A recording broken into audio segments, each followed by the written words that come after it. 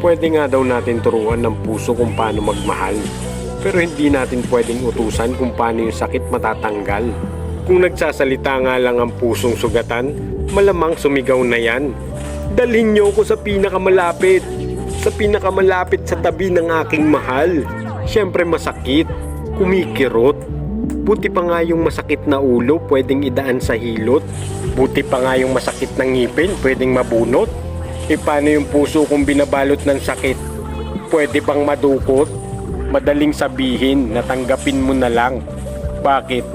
Ikaw ba ang nakakaramdam ng aking nararamdaman? Nandun ka ba? Nung araw na pinaparamdam namin sa isa't isa ang aming pagmamahalan?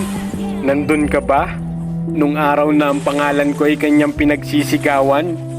Oo, kaya kong pakinggan yung payo ng mga taong nakapaligid sa akin. Pero hindi ko makalimutan yung taong ngayon ay malayo na sa akin. Isang magandang panaginip, nagising bigla sa dulo. Pagmamahalan na mainit, ngayon kasing lamig na ng yelo.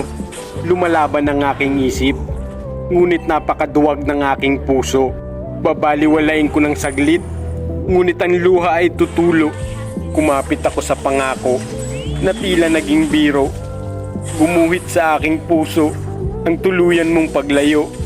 Sabi nila ang mga ganitong bagay ay pagsubok para lalo tayong tumibay.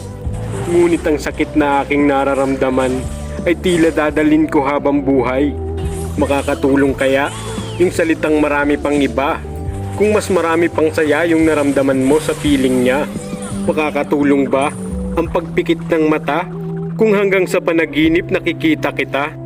Bakit nga ba pinipilit pa natin kahit hindi naman tayo yung pinipili? Dahil nga siguro sa pagbabaka sakali na babalik pa siya at baka sakaling iparamdam niya ulit yung pagmamahal na gaya ng pinaramdam niya nung una. Gusto ko lang malaman mo na nandito pa rin ako. Nasaktan man ako, walang nagbago, pero di na ako mangungulit kagaya ng dati. Hindi na ako magagalit pag wala kang sinabi, pag wala kang reply sa mga mensahe kong istorbo lang sa'yo, sa panlilimos ng oras at paghingi ng atensyon na nagmumula sa'yo. Sana balang araw mamiss mo rin ako. Maalala mo yung mga bagay na pinagsamahan natin at maramdaman mong naging totoo ako sa'yo. Sa mga oras na yon, alam kong naging masaya ka rin sa akin. Masakit mang isipin yung mga pambabaliwala mo. Unti-unti ko pa rin bubuuhin yung sarili ko.